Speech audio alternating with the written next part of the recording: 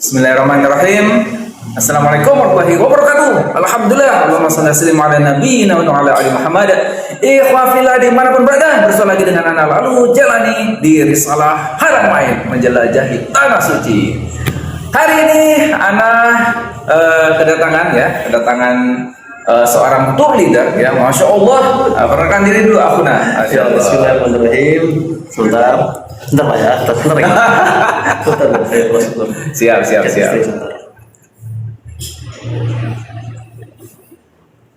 Jadi lagi sibuk ya, lagi cetek sama bidadarinya ya. Nah, jadi kita di sini sebagai bunga ketiga gitu ya.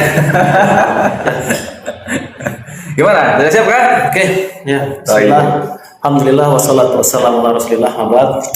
Sebelumnya perkenalkan, saya bukan siapa-siapa sebenarnya.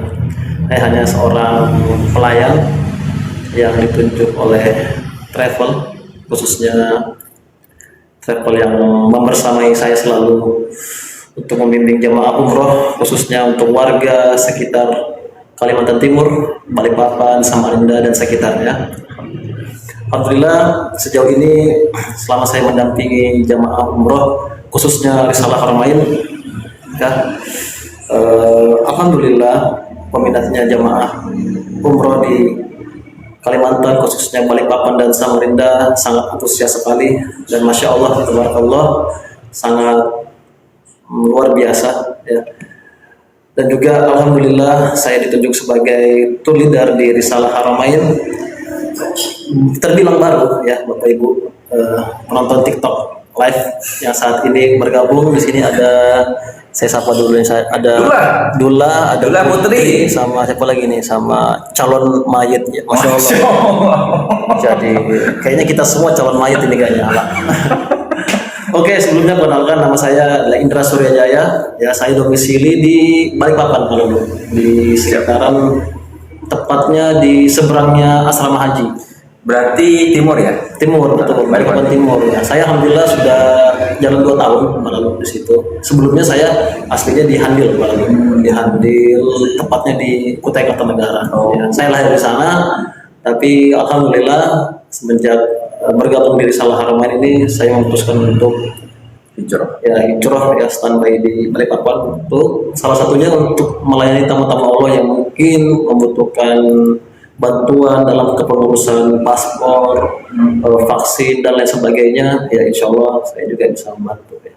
Demikian, gitu sih Pak. Selamat datang, ahlan wa sahlan. Bye. Pada Mbak Anik, Wahyu Ningsih. Oh iya, Masya Allah. Kayaknya ya.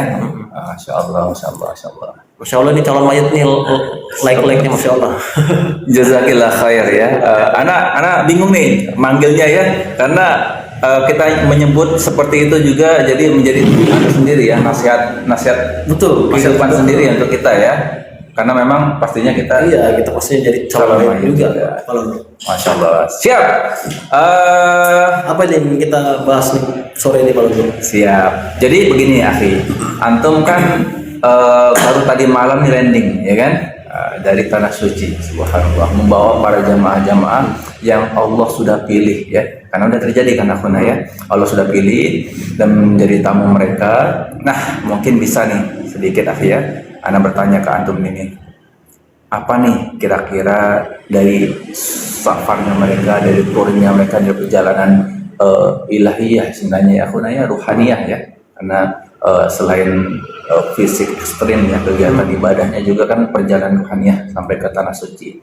Nah pertanyaannya, apa yang paling membekas nih akhuna dari perjalanan antum menemani ya, mengguiding ya, dari para jamaah tercinta dari awal pemberangkatan, mungkin bahkan sebelumnya akhuna, mungkin ada ya kegiatan yang dilakukan oleh tim ya, untuk para jamaah tercinta ya, kemudian antum temani sampai ke tanah suci ya, sebelum pemberangkatan tanah suci, kegiatan di tanah suci, dan waktu balik nih, apa yang paling berkesan dari semua kegiatan rutin ke rangkaian kegiatan tersebut? Coba cerita ke kita. Ya, alhamdulillah wassalatu wassalamu ala Rasulillah. Ya, berkaitan dengan pertanyaan antum ya, memang alhamdulillah semalam anak baru kembali ya dari tanah suci. Emang kalau masih bilang dia masih bau-bau tanah suci. Makanya kita dekat-dekat ini ya, biar kita sampai ke tanah suci juga insya Allah. Semoga yang nonton live ini juga ya dimudahkan semoga semuanya untuk bisa ke tanah suci khususnya Madinah dan Mekah ya. Amin. Ah, Ahlan wa sahlan, akhi Zainuddin Cahyar. Zainuddin Akhyar kayaknya ini. Zainuddin Akhyar. teman antum. Allah a'lam bishawab. Kayaknya publik ya. Sama akhi Zing ya. Ahlan wa sahlan ya. Selamat datang ya. Pada saya. Ya, nah, alhamdulillah ya. Allah zaini tatimus sholihat berkaitan dengan perjalanan atau selama mendampingi jamaah khususnya yang kemarin ya. Akan tetapi setiap perjalanan ke tanah suci itu Pak Abdul selalu memiliki cerita yang berbeda-beda di setiap jamaah. Terlebih pada saat kita pertama kali melihat Ka'bah, wah itu masya Allah.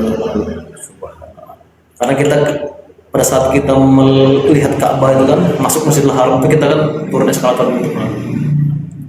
Padahal kan melihat Ka'bah itu ada doanya kan. Sudah kita latih jamaah, sudah kita ajarin, bimbing ya. Ketika kita melihat Ka'bah, apa doanya? Allahumma antas salam wa minkas salam fa hayna rabbana bisalam. Tetapi ketika kita masuk ya, kita turun eskalator, langsung menghadap Ka'bah, reaksi jamaah itu berbeda-beda.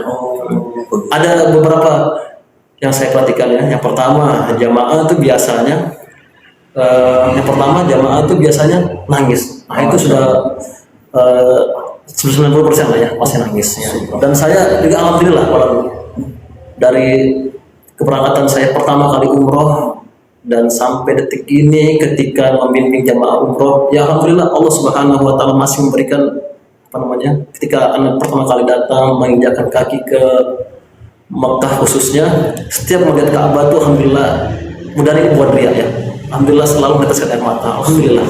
Ibaratnya walaupun anak sudah sering ya pulang balik ke tanah suci, alhamdulillah rasa pertama kali melihat Ka'bah itu masih hadir ya.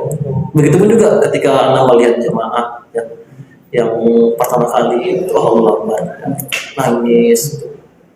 Walaupun sebenarnya harusnya kita baca doa ya Allah atas salam. Akhirnya sebagian jamaah ya itu akhirnya karena mungkin terharu ya, karena selama ini ya kita akui ya mungkin jamaah hanya melihat di HP atau melihat di TV ya, dengan rasa kalau dibilang euforianya lah ya timbul, akhirnya mereka ya meneteskan air mata dan itu normal ya, dan yang kedua biasanya jamaah itu ada yang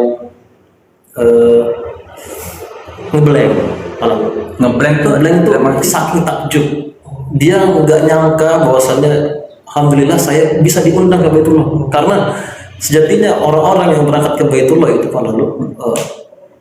bukan orang-orang yang kaya ya, bukan orang-orang yang ibaratnya memiliki banyak uang ya, rezeki yang luas ya. Jatinya orang-orang yang diundang oleh Allah Subhanahu wa taala untuk ke Baitullah itu orang-orang yang diberi hidayah.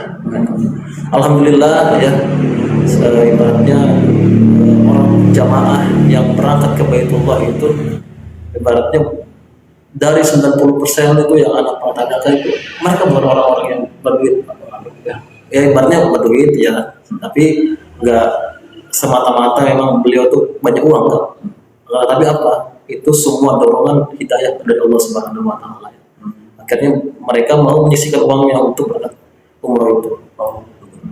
Tuh tadi yang kedua blank ya. Yang ketiga reaksinya itu ada yang pernah juga kayak ibaratnya kayak nggak ngelihat, kayak nggak ngelihat Ka'bah. Itu dari sekian banyak jamaah yang Mawar, tapi depan mata suka banyak. Iya, tapi ternyata itu bisa dijelaskan secara ilmiah ya. Sebenarnya mereka itu bukan tidak melihat, sebenarnya mereka melihat, akan tetapi mereka itu karena saking senangnya, saking bahagianya, hormon endorfinnya naik. Akhirnya apa? Akhirnya ya tadi seolah-olah kayak gak ngelihat ya. Sebenarnya itu melihat, cuman mungkin saking bahagianya itu akhirnya mereka itu sih. Akhi, ada kita sapa dulu ya. Jazakallahu khair kepada fotografer ya yang sudah memberikan gift kepada kita. Jazakallahu khair, semoga Allah balas Ada kebaikan yang metode jauh lebih baik. Ada metode. Sekarang pertanyaan dari beliau, ada metode nabung umroh nggak Mas? Metode nabung umroh. Sepil dulu kan? Ya. Gimana? Harusnya ada pertanyaan. Tapi gini, kalau untuk metode nabung umroh, setahu saya pribadi ya, buat siapa nih Mas fotografer? Mas fotografer ya. Kita anggap aja fotografer. Akhi fotografer. Akhi fotografer. Sama.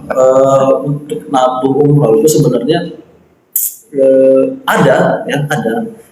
Yang setahu saya bisa mungkin juga di Risalah Haramain ya, bisa dari tim tim finance insya Allah bisa menyiapkan syariah finance-nya di tim kita Pak Lalu, tim pusat ya, insya Allah bisa untuk menyiapkan misalkan teman-teman yang mau nabung umroh takut mungkin uangnya terpakai ya, bisa nanti dititipkan ke rekeningnya Risalah Haramain seperti itu. Atau yang kedua juga mungkin teman-teman bisa buka rekening BSI. Karena rekening BSI itu bisa tabungan umroh. Jadi berarti akadnya wadiah. Ya gitu pokoknya. Anak juga kurang paham karena belum pernah cuman saya pernah dengar. Pernah dengar.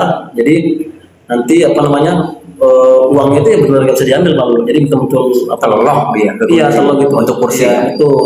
Tapi tetap atas namanya yang si penabung ini gitu. Masya Allah. Ada dua ya, akuna fotografer. Ya. Yang pertama itu menggunakan layanan dari Risalah Haramain ya. Langsung ke rekeningnya. Langsung ke Nanti rekening. ada bagian adminnya sih sebenarnya harusnya.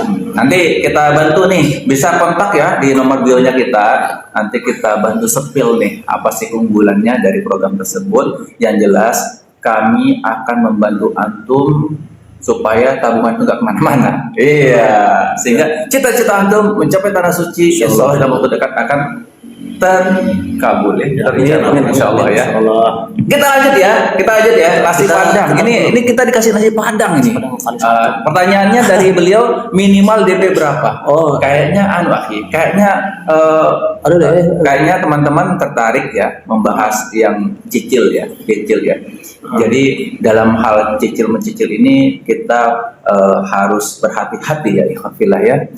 Jangan sampai kita masuk ke dalam talbis iblis ya. Bahkan itu masuk dalamnya transaksi yang tidak diridai Allah Subhanahu wa taala ya. Oleh karena itu dalam bab ini perlu kehati-hatian sekali. Nah, kalau diminta DP minimal berapa untuk yang saat ini kota seperti apa yang terdekat dulu. Yang pemberakan yang masih ada kursinya, yang masih ada seatnya ya setoran ya di keberangkatan tanggal 12 Agustus. 12 Agustus akhi. 12 Agustus itu berapa? Tinggal berapa? 1 bulan lagi dong akhi. Emang berapa? Oh iya, 1 bulan lagi.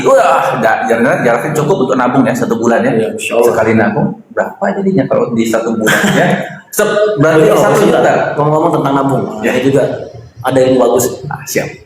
Ketika kita mau menabung buat umroh, misalkan nih ya kita bahas ini karena sebenarnya anak nggak pernah nyoba, anak cuma iseng-iseng aja memberi motivasi ke teman-teman yang sebelumnya belum pernah umroh, akhirnya dengan teknik itu akhirnya teman-teman itu bisa umroh. Bagaimana tekniknya? Tekniknya itu saya tanya awalnya, antum uang di rekening ada berapa? Jujur-jujuran aja, itu kan kita nggak usah malu, kita ini berbicara bermuamalah dengan Allah ibaratnya itu. Sebenarnya bermuamalah sih. Ibaratnya itu nanti bisa diganti juga kan. Transaksi sama Allah. Iya betul. Nah jadi taruhlah misalkan uang kita tuh di rekening itu ada 40 juta ya. 40 juta misalnya. Jadi 30 jutanya itu kan uang buat makan, buat DP umroh. Ini bisa nih buat DP umroh nih. Oh iya, 30 juta untuk DP umroh misalkan. Tapi uang kok didaftarkan nih tinggal 10 juta. Betul. Kira-kira nanti gimana ya? Cukup nggak ya buat buat nanti perjalanannya, kan? Atau buat nanti sisihkan buat keluarga gitu kan? Nah itu. Nah kalau kita memang bersungguh-sungguh ya, memang ingin umroh lalu. Yang pertama yang saya sarankan kepada beliau, antum istikharah. Istikharah dulu. Akhi fotografer istikharah dulu. Nah, pertama, ketika sudah ada jawabannya, Yang kedua, antum beranikan bayar DP. Bayar DP. Tadi pertanyaannya DP? DP minimal di Risalah Haramain 10 juta. 10 juta. Bisa 5 juta. Boleh 5 juta. Boleh. Boleh 5 juta. Kejawab ya, akhi fotografer ya. Terjawab ya, DP 5 juta. Nah, Langsung ada booking ya. Iya. Nah, taruhlah misalkan ya, taruhlah ini tinggal 30 hari lagi nih, ya kan? Antum sudah DP 10 juta. Uang antum tadi jadinya tinggal berapa? Kan 40 dikurangi 5 juta. Jadi kurang 10 juta. Kan sisa 10 juta Ya, nih. Berarti tinggal 5 juta dong. Ya kan. Jadi sisanya itu antum bukan Pak. Enggak, tadi kan iya, karena sudah DP 10 juta nih. Oh iya. Sisa 30 juta kan? Iya, betul. Di masa 1 sampai 30 hari itu antum ikhtiar aja dulu. Selama 30 hari. Iya. Taruhlah tadi misalnya antum belum buat paspor. Buat paspor. Vaksin. Ibaratnya seolah-olah antum sudah magnetis fix. Antum sudah seolah-olah antum banyak uang. Kita memberikan sugesti bahwasanya saya ini mampu, saya ini ada uang. Bisa jadi nanti di pertengahan jalan antum bakal menemukan mujizat bisa dari Allah Subhanahu. Ya, betul. Dan itu sudah terbukti Pak. Dari beberapa teman-teman yang pernah Anda dapatkan umroh ya keluarga-keluarga, bukan keluarga sih orang-orang yang mungkin bahasanya ya terkena motivasi. Sebenarnya Anda dulu Pak lalu suka jualan paspor.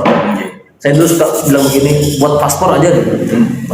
Karena anak awal umroh dulu itu begitu Pak lalu buat paspor aja dulu. Insyaallah tuh ada giroh, ada semangat kita untuk pergi umroh. Kalau kita sudah pegang paspor ini, masa selama 5 tahun gitu kan, masa berlaku paspor ini nggak ada, kita izah ingin berangkat ke Baitul, pasti ada dong. Ya. Motivasi. Iya pasti ada. Jadi yakin dulu, jangan ketika antum sudah punya uang 40 juta, itu gampang sudah. Insya Allah antum DP 10 juta.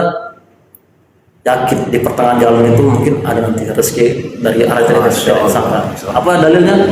Pemayan tekilah ya Allah makhraja. Barang siapa yang bertakwa kepada Allah, maka Allah akan berikan rezeki dari arah yang tidak salah sangka.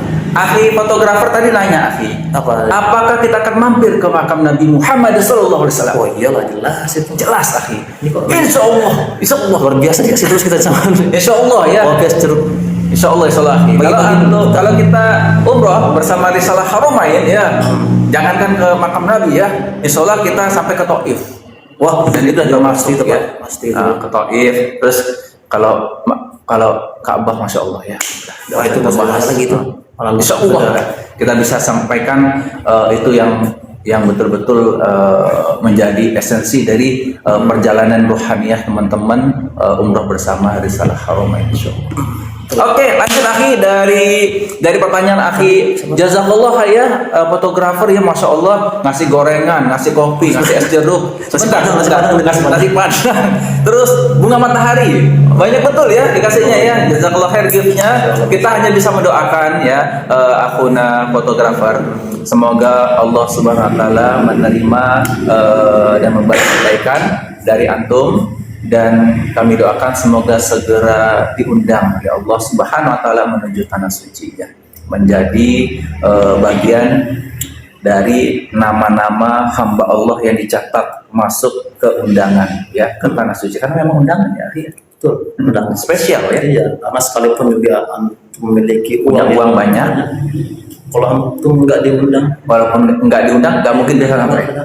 Kita nggak punya uang, kalau diundang datang ada pasti solusi ada ya. Makanya kita doakan ya akhi fotografer anonim, namanya Masya Allah ya, akhi fotografer anonim lah. Berarti beliau ini nggak mau kenal walaupun bumi dan langit. Nah ini akhi, amin. Nanti kalau di sana kita pegel, apakah ada tukang pijitnya? Coba perkenalkan diri antum saya. Perkenalkan diri antum dulu. Oh iya, belum. Oh ya, sebelumnya saya salah satu tour leader ya, spesialis di pijat-pijat. Saya bisa pijat juga ya. teman-teman, saya bisa pijat, saya bisa kertek, saya bisa bekam. Akan tetapi gini, yang saya mau kasih catatan, ya, ketika kita berangkat ke Baitullah, ya,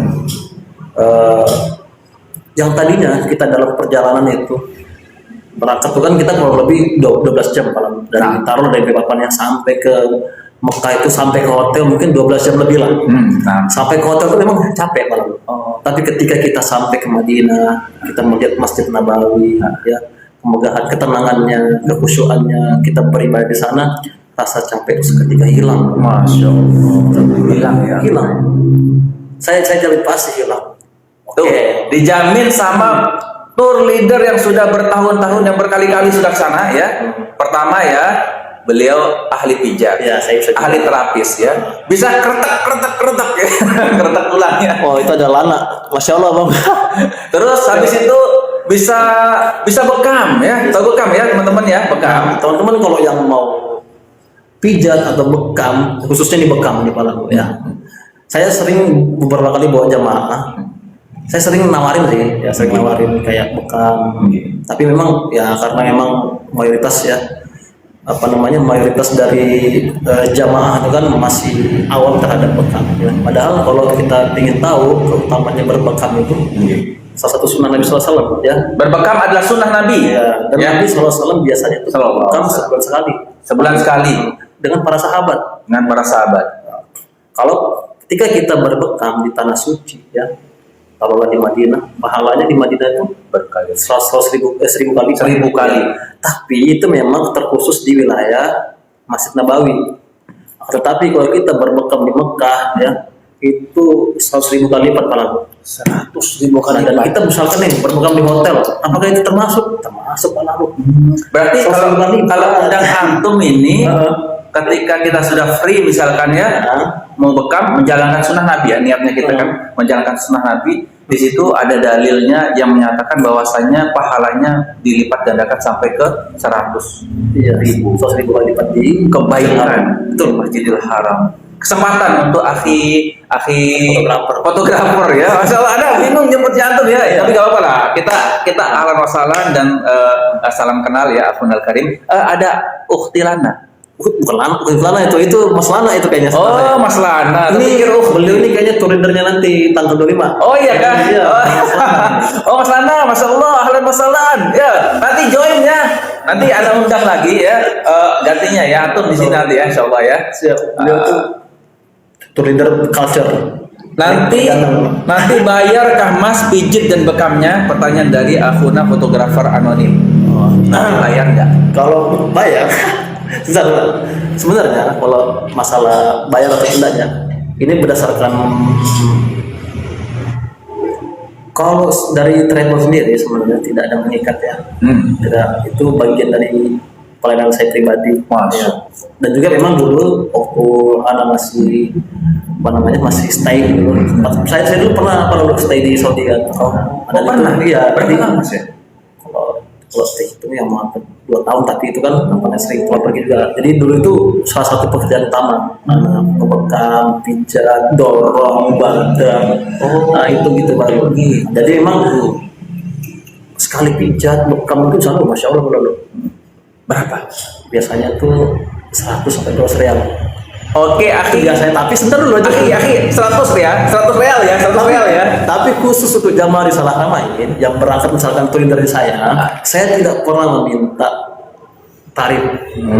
Mau ngasih silakan, dan ngasih tidak apa. Karena itu bagian dari pelayanan saya pribadi gitu kan. Karena juga gimana ya, alhamdulillah kan dari travel sendiri sudah memberangkatkan saya juga ibaratnya kalau simbiosis mutualisme lah, saling memberikan manfaat. Betul ya. Jadi anak diberangkatkan dan anak juga ibaratnya memberikan pelayanan lebih terhadap jamaah itu sih.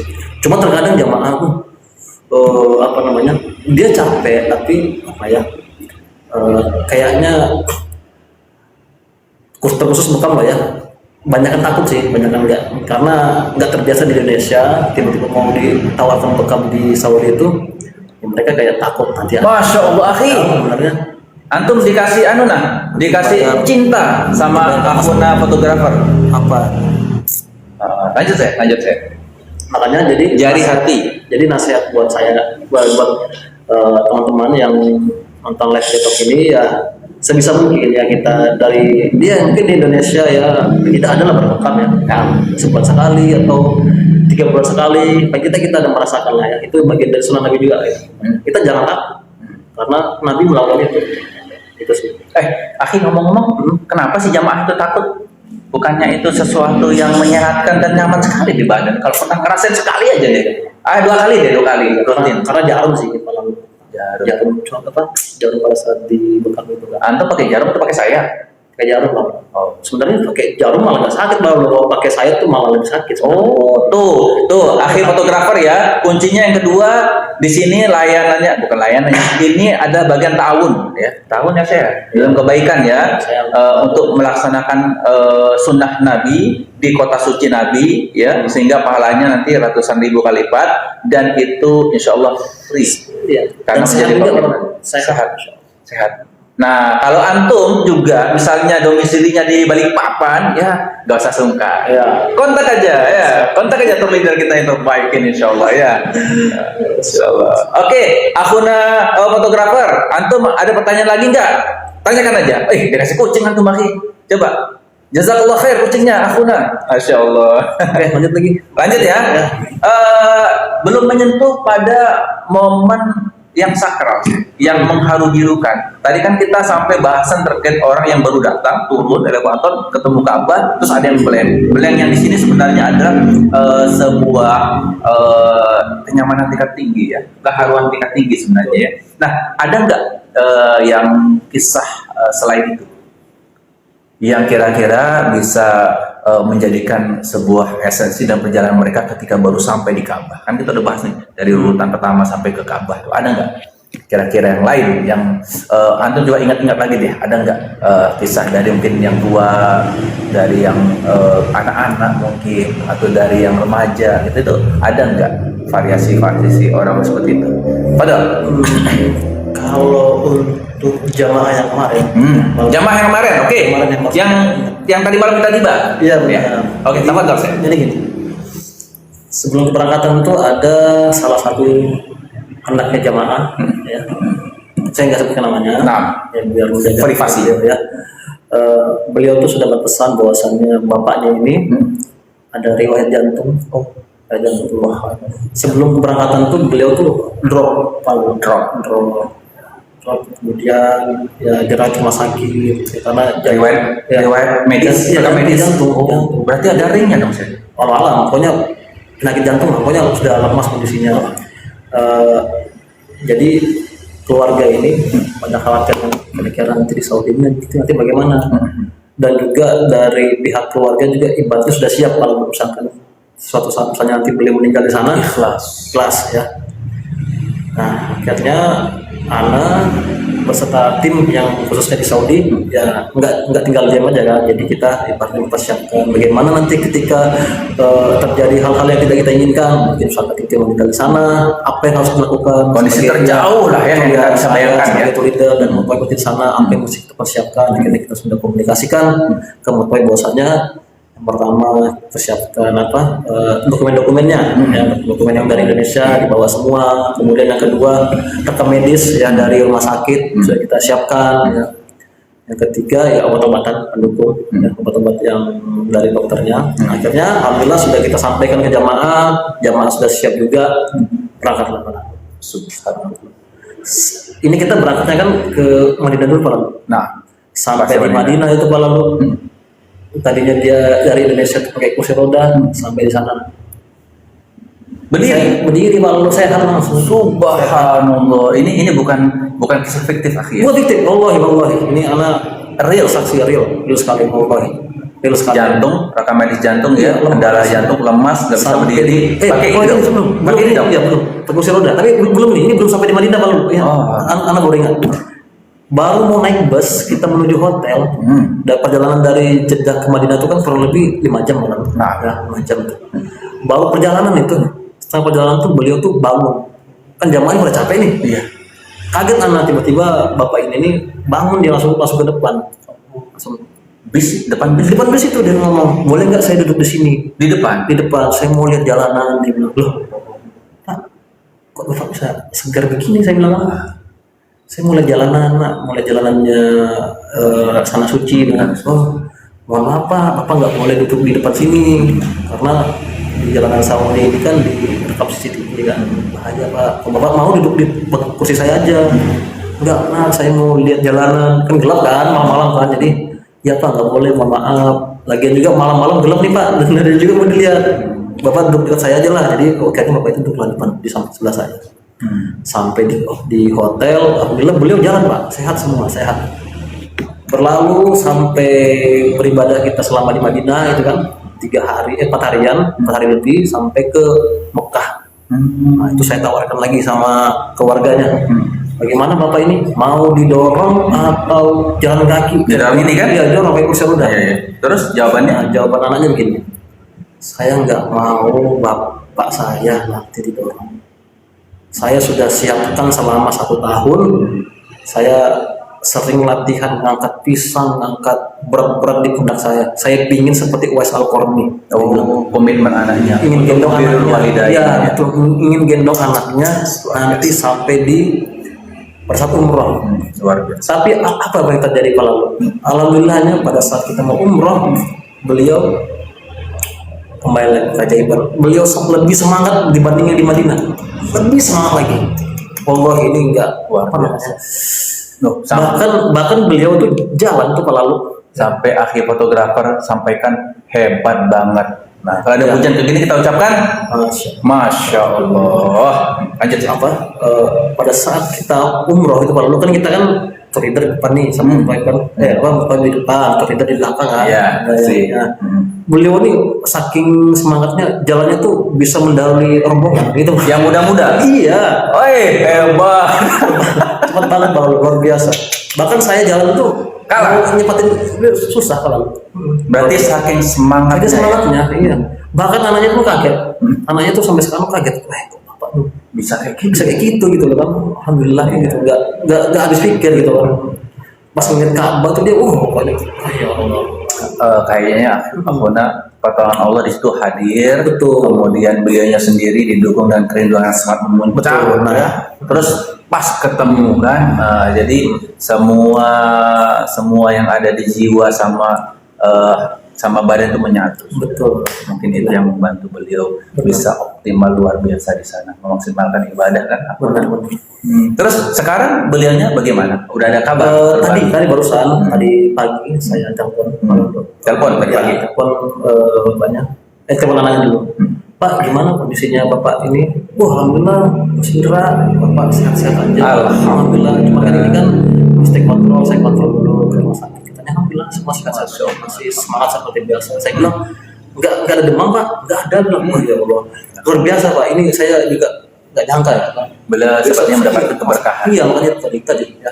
Makanya ketika kita melihat datang ke Baitullah ya, khususnya mungkin juga teman-teman yang mungkin diderita penyakit atau ibaratnya satu masalah yang tak kunjung sembuh atau tak kunjung selesai.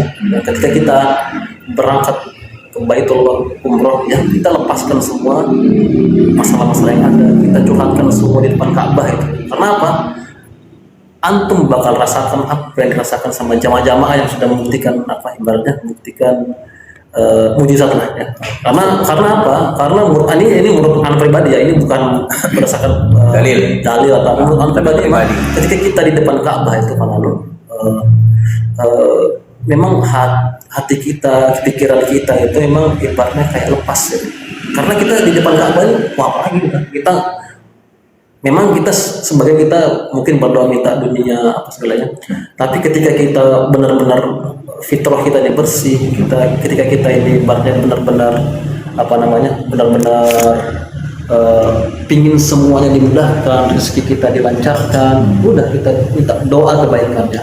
Di antaranya doa yang diajarkan Nabi SAW, Allahumma rabbana atina fid dunya hasanah wa fil akhirati hasanah wa qina azabannar. Kita tidak perlu muluk-muluk sebenarnya ya.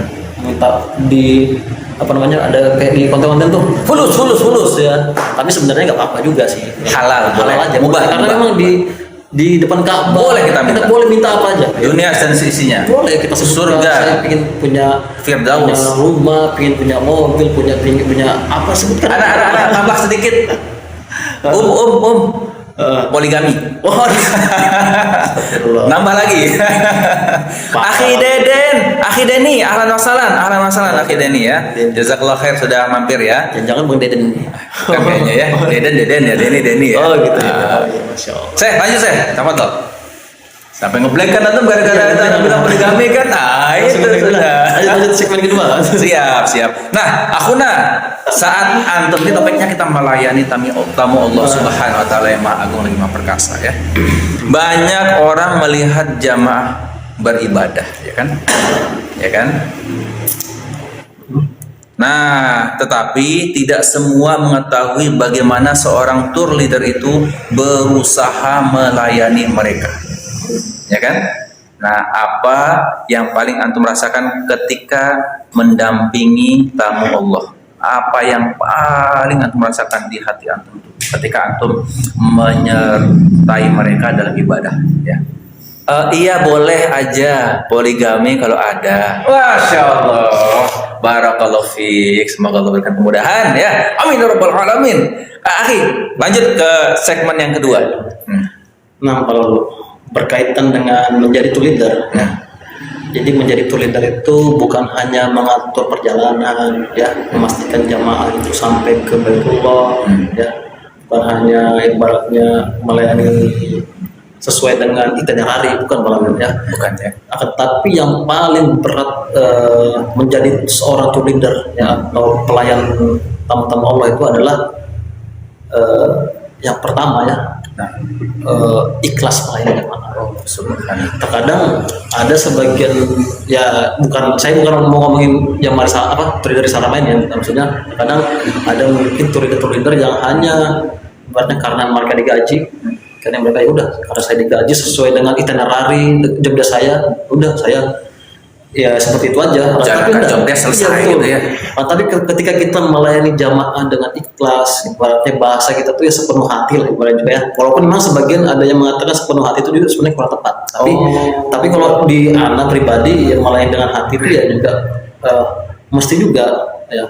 Karena ketika ada jamaah yang sakit mungkin, atau jamaah yang nanti di sana itu kebingungan atau tertinggal, atau mungkin sekedar membutuhkan teman bicara ya, sama bapak yang ibaratnya linglung, atau mungkin ibu-ibu yang ibaratnya mungkin di Indonesia ada masalah, dia butuh teman cerita, ya kita hadir di sana, gitu. Kita hadir ibaratnya memberikan solusi berupa nasihat, ya, bahwasannya kita paling tidak juga kita bisa memberikan pelajaran dari kisah-kisah Nabi SAW, bahwasannya ujian yang kita terima ya, saat ini masih belum seberapa dibanding dengan ujian yang diberikan pada Nabi kita sama SAW ya. Karena yang terbesar ujian itu ada para nabi dan Rasul, itu ujiannya itu. Jadi ketika ada jamaah yang ibaratnya butuh dengan pelayanan yang lebih ya, terkait itu tadi saya bilang kita harus hadir di sana ya. Karena apa? Karena melayani tamu Allah itu merupakan suatu kehormatan sebuah kehormatan ya. Sebagaimana yang ana pernah ingat sabda Nabi SAW, dahulu para sahabat itu pernah bertanya kepada para sahabat, ya. Dia bertanya dengan pertanyaan yang paling indah. Apa itu, akhi? Ya. Pertanyaan, ya Rasulullah, Allahumma shalli alaihi, man ahabbun nasi ilallah? Siapa manusia yang paling dicintai? Ya, wahai Nabi, siapakah manusia yang paling Allah cintai? Siapa sih di antara kita yang gak ingin dicintai oleh Allah Subhanahu wa taala? Kita semua, anak, antum, mungkin teman-teman TikTok yang mungkin ingin dicintai oleh Allah Subhanahu wa taala ya. Tetapi ketika kita ingin dicintai oleh Allah Subhanahu wa taala, apa jawabannya Nabi SAW? Allahumma shalli alaihi. Nabi SAW mengatakan, ahabbun nasi ilallah anfa'ahum linnas.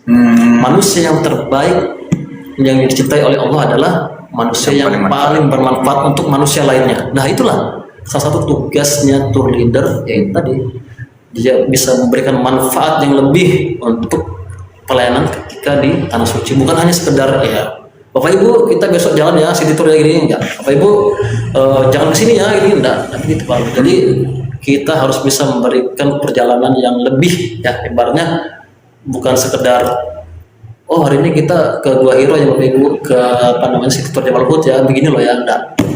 Kita bisa memberikan motivasi iproh dari sahabat ya, perjuangan Nabi SAW ketika beliau ditimpa ujian ya, yang terlebih lagi nih yang ya sering saya sampaikan kepada jamaah ya, ketika di Taif. Di Taif itu ketika Rasulullah mau hijrah pertama kali. Benar. Ya. Yang dilempar. Betul. Sebagian kita ya jamaah umroh khususnya jamaah Indonesia ya, itu pasti ada itinerary ke sana. Memang sebenarnya kita tidak apa-apa ya kalau ya, bersenang-senang, tetapi jangan lupakan bahwasannya perjuangan Nabi SAW ketika beliau ke Taif itu Allah berdarah-darah Pak Lalu. Antum kalau lihat gunungnya Taif itu Pak Lalu, ketika kita di telemetrik itu, itu batu semua Pak Lalu, curam gitu, tajam-tajam, baru panas lagi. Panas. Ketika Nabi SAW memanjat gunung Taif itu kan, mau ke Taif itu kan naik gunung tuh Pak Lalu. Kan zaman dulu kan nggak ada kendaraan kayak kita sekarang, naik bus, gitu ya, nggak ada bus, nggak ada kereta gantung, nggak ada motor, beliau jalan kaki. Jalannya boleh tahu berapa? Wah, pokoknya itu kurang lebih tingginya itu, kalau saya dulu pernah hitung yang 4.000 mdpl. 4.000. Oh, setara sama gunung ya? Iya, tinggi banget itu. Di atas tuh baru ada kotanya Taif itu ya. Oh gitu. Ya. Dia Taif itu di atas. Di atas. Jadi berarti dingin. Cuman kan dari bawah kan panas banget. Nah kan itu nanti ketika menaiki kota Taif ya, sampai sampai di persinggahan jalan kan diriwayatkan bahwasannya Nabi itu pernah bersandar di di dinding-dinding batu lah ya. Dan itu sampai sekarang di Taif itu ada tempatnya. Di monumenkan bahwasanya Nabi SAW pernah bersandar di situ, dan batu itu batu itu menjadi lembek. Lembut ya. Batu aja ibaratnya memberikan rasa hormatnya kepada Nabi Muhammad SAW. Rasa cintanya lah. Bagaimana dengan kita gitu ibaratnya. Harusnya kita bisa lebih cinta sebagai umat. Iya, sebagai umatnya. Ketika kita ke Taif, kita jangan hanya bersenang-senang, ketawa ke TV, ibaratnya itu ya. Ketawa ke TV, jangan. Jadi kita harus timbulkan rasa cinta kita makin dalam. Karena hormat, cinta ya. Karena itu salah satu perjuangannya Nabi SAW ketika ke Taif itu untuk apa? Untuk menyebarkan agama Allah gitu. Bayangkan Pak Lalu ketika Nabi SAW dilempar batu, dilempar unta, segala macam ya, sampai beliau kembali lagi ya. Apa kata malaikat Jibril? Apakah mau saya timpakan gunung untuk warga Taif ini? Kata Nabi SAW apa? Tidak, saya berharap bahwa saya lahir dari keturunanku di kota Taif ini yang membela agama Allah. Masya Allah. Dan itu terbukti. Alhamdulillah. Sana banyak lahir ulama-ulama. Terijabah ya. Coba bayangkan kalau misalkan Rasulullah SAW orangnya hatinya tidak lembut ya, mungkin sudah nggak ada itu sudah. Makanya ketika kita ke Taif itu kalau ya setidaknya kita harus muncullah rasa cinta kita harus lebih lagi kita perjuangan karena dengan perjuangan Nabi SAW itu kepada kepada agama ini gitu loh, pada umatnya ya. Benar. Oke, kita intermezzo dulu sebentar ya. Oke, akhi, kita intermezzo sebentar ya. Ana bisik dulu pada narasumber kita. Oh. Ya. Oke, udah Ana sampaikan, tenang aja ya. Oke, selanjutnya tadi sudah kita bahas sampai dengan perjuangan Nabi Muhammad SAW. Jadi itu tadi motivasi Ana tadi ya, dengan sabdanya Nabi SAW bahwasannya sebaik-baik manusia adalah yang bermanfaat untuk manusia lainnya. Jadi seorang tour leader harus melayani dengan sepenuh hati juga, dan juga harus totalitas dalam memberikan nasihat atau motivasi terkait ibadah atau tempat-tempat ziarah di sana. Masya Allah. Kita bisa berikan pelajaran lah. Ya. Jika kita ada masalah di sana, udah jangan ada kok yang lebih berat masalahnya dibanding bukan. Banyak ya, banyak. Cuma kita nggak tahu aja. Betul. Tapi insya Allah semua solusi malah Ada di sana. pasti ada jalannya. Pasti ada solusinya di sana ya. Jadi salah satu yang disampaikan sama tour leader kita, seberat apapun masalah antum, ingat baik-baik, ada yang lebih berat ya. Berarti kita syukuri bahwasanya kita itu termasuk yang ringan masalahnya. Yang kedua, antum tuh berada di tempat yang istimewa. Minta, bahkan ada yang di viral itu kan fulus itu kan mubah ya, dunia yang diminta kan fulus, tetapi itu membuktikan kepada kita bahwasanya perkara yang mubah pun boleh kita minta di hadapan Allah Subhanahu wa taala ya. Apalagi lebih-lebih lagi surga Firdaus. Minta ya, selamat dunia, selamat akhirat. Itu yang paling penting kan, yang diajarkan Rabbana atina. Ya, bilang tadi gitu ya. Rabbana atina fid dunya hasanah wa fil akhirati hasanah wa qina adzabannar. Baik, akhuna, kita tadi sudah masuk pada kisah yang jamaah, antum sudah ceritakan kepada kita semua sesuatu yang ajaib yang terjadi di tanah suci, dan sekarang kita masuk pada hikmah ya. Hikmah. Kalau boleh ngerangkum nih pelajaran yang Allah ajarkan kepada antum melalui perjalanan yang selama ini yang antum lalui ya, bersama para jamaah tamu-tamu Allah Subhanahu wa taala, dari awal antum perjalanan tuh sampai sekarang udah berkali-kali menyertai para jamaah ya, para tamu Allah itu, antum coba rangkum deh pelajaran yang Allah ajarkan ke antum itu apa sih ibrahnya sebenarnya? Sebenarnya banyak sih kalau ya. Kita sebut 3 deh. Ya. Atau 2 atau 1 dulu. 2 aja, 2. Boleh. Yang pertama mungkin bahwasannya anak tuh belajar bahwasannya dunia ini itu sangat kecil. Masya Allah, dunia itu sepele ya. Dunia itu sebenarnya sepele. Kecil ya, sepele. Dibandingkan dengan akhirat. Dibandingkan dengan Betul. akhirat. Karena apa? Karena ketika kita di depan Ka'bah, kalau semua itu sama ya. Anak di depan Ka'bah tuh pernah ketemu artis, pernah ketemu para pejabat ya. Tetapi apa? Di sana tidak ada jabatan baru. Kita semua sama, kita semua pakai kain ihram yang sama lalu ya. Kita semua nggak ada tuh yang dijaga-jaga tuh artis nggak ada, sama. Beda tapi kalau misalkan kayak Raja Salman kan, karena kan memang beliau tersuman. Tapi kalau kalau orang-orang Indonesia yang kita lihat mungkin yang di Indonesia yang kaya-kaya yang berduit semua sama. Seluruh Indonesia. Nggak ada jabatan di sana tuh semua kaya. Nggak ada yang kita banggakan ya. Nggak ada yang membedakan kita. Yang bedakan cuma satu, apa? Ketakwaan. Betul. Ketakwaan kalau itu sih. Yang diundang sama Allah itu kan istimewa kan. Membuktikan bahwasanya mereka itu istimewa di sisi Allah Ta'ala. Betul. Kemudian yang selanjutnya itu ibrah pertama ya. Iya. Kita setara kecuali takwa. Betul. Kedua itu anak juga belajar bahwasannya doa adalah senjata kaum muslimin. Dengan kekuatan berdoanya seorang hamba itu banyak yang ibaratnya jamaah yang datang itu membawa beban hidup ya, membawa masalahnya ketika dari Indonesia sampai ke Mekah itu langsung hilang. Bisa. Jadi memang ketika kita sampai di Mekah itu semua jamaah yang tadinya mungkin ibaratnya pusing apa segala itu ibaratnya kan dengan terkait dengan kondisi ekonomi, sakit, bahkan yang sakit aja kalau yang belum sembuh aja mereka merasa kayak sudah sembuh, itu ada begitu Pak ya. Karena saking kita nikmatnya di sana. Jadi gini kalau sebenarnya yang bikin kita sakit ya itu sebenarnya kita beban pikiran juga sih kalau ya. Nah kenapa ketika kita sampai di Mekah itu tiba-tiba tuh ada orang yang langsung plong, langsung segar itu tadi karena di hadapan kita ini sudah ibaratnya depan Ka'bah, ibaratnya kita apa sih sudah kita mau, ibaratnya kita tinggal minta aja di sini tuh, insya Allah udah pasti Allah kabulkan. Yang penting satu kita yakin aja, Allah tuh pasti mengabulkan doa seorang hamba. Berarti kita jangan buru-buru, sabar ya. Allah tuh pasti memberikan ibaratnya pengabulan doa itu dengan 3 cara. Yang saya ingat ya, 3 cara. Yang pertama pasti Allah kabulkan langsung. Yang kedua Allah tunda dulu, mungkin Allah ganti dengan yang sesuatu yang lebih baik. Ya. Yang ketiga itu kalau tidak salah nanti Allah akan membalas doa dan dikabulkan di surga. Malah itu yang paling anu ya kita butuhkan ya. Itu doa itu yang mana itu. Dan sebagian jamaah yang pernah anda bawa itu, ya alhamdulillah 80% mereka ketika sudah lepas umroh itu semua keinginannya itu 80% Allah kabulkan, terijabah karena emang sana mustajab. Bahkan misalkan nih teman-teman yang apa ibaratnya nggak boleh sembarangan. iya, jangan sembarangan ngomong juga kalau kita di sana.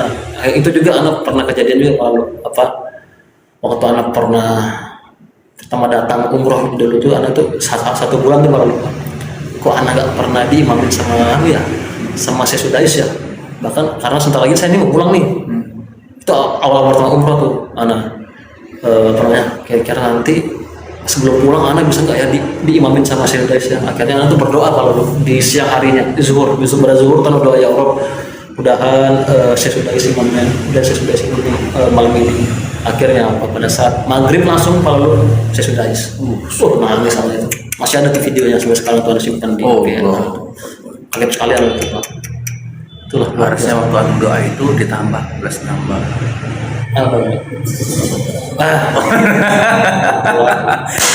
Ya ya masya Allah ya. Baik itu kan nggak diceritakan ke anti kan, tuh diceritakan di sini nih masya Allah ya. Makanya nanti kalau ada sesuatu yang lebih detail lagi, nanti anak info-info deh. Pokoknya ikut live kita ya. Banyak kok yang keluar nanti rahasia-rahasia dari akhi.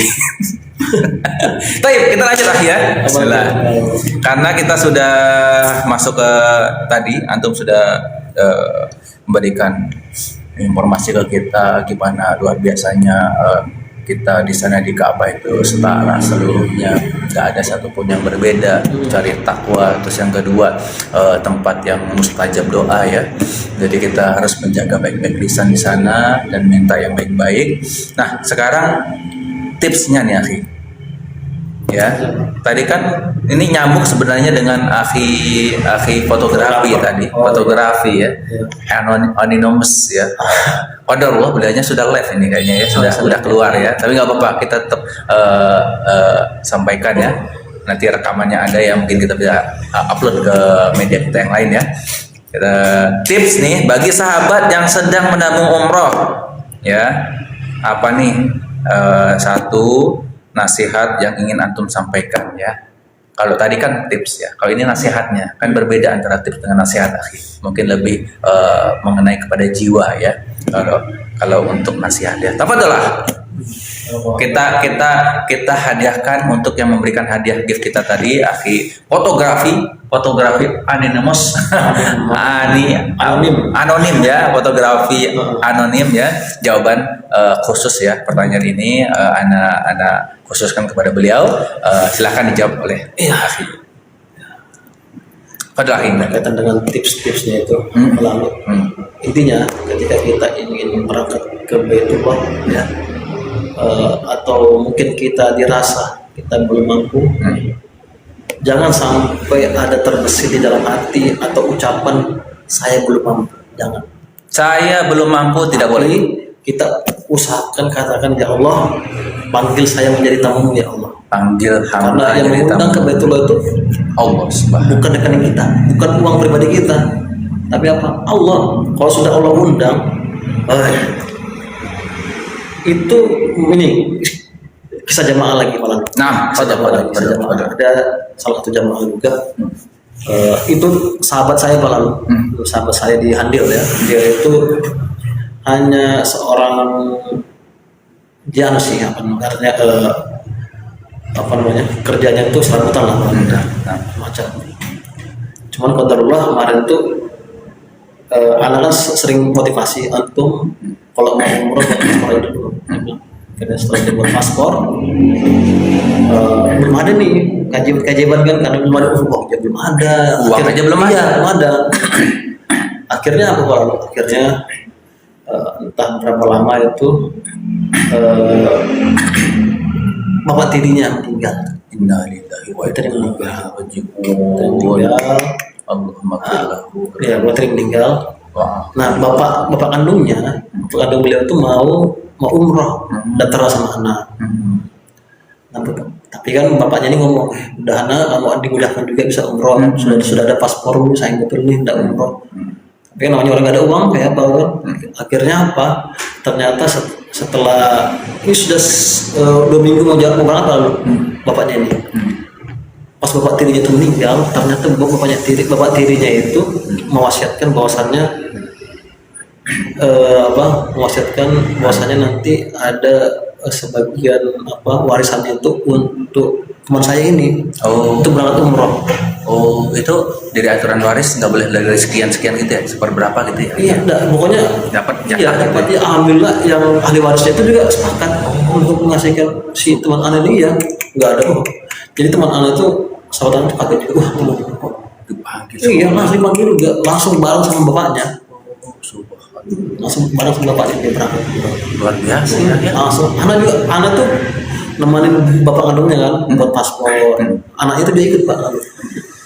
Sambil di perjalanan tuh anak berdoa ya Allah mudah-mudahan buat teman anak ini dapat umroh, karena kan doa pada saat safar tuh mustajab juga melalui bapaknya juga harus berdoakan mudahan dimudahkan bisa berangkat bareng nih kita bertiga nih gitu loh. Akhirnya ya itu mungkin perantara walaupun meninggal ya mungkin ya itu ada hikmahnya kan, dia meninggal juga karena juga sakit juga namanya. Akhirnya beliau tanpa sepeser pun uang, gak ada uang sama sekali kan?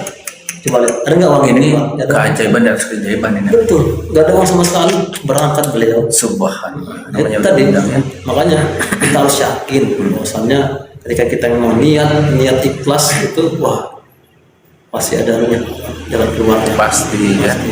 Siap, masya Allah, luar biasa ya. Taib, akhuna, jazakallah khair ya kepada Indra ya atas waktu dan ilmunya ya. Semoga setiap langkah dalam melayani tamu Allah menjadi amal soleh yang diijabah oleh Allah Subhanahu Wa Taala. Sampai bersua lagi di podcast kita, di live kita selanjutnya. Follow akun ini untuk dapatkan informasi-informasi berharga ya, tips seputar haji, tips seputar umroh ya, kemudian tips untuk safar ya, kemudian tips persiapan umroh dan sebagainya. Pokoknya yang bertemakan dengan umroh ya, insya Allah kita support ya, termasuk hadiah umroh kita juga ada ya. Nanti kita spill ya air zam-zam dan sebagainya. Nanti kita akan tampilkan di etalase kita ya. Kalau mau belanja juga bisa di kita. Jangan lupa follow. Jazakallahu khair. Kita tutup dengan doa kafaratul majlis. Subhanakallahumma wa bihamdika asyhadu an la ilaha illa anta astaghfiruka wa atubu ilaik. Umat, terima kasih banyak sudah menemani sampai akhir. Ana doakan Akhi Indra sehat walafiat, seluruh keluarga dan sebagainya ya. Assalamualaikum warahmatullahi wabarakatuh. Dapat tip ya, boleh?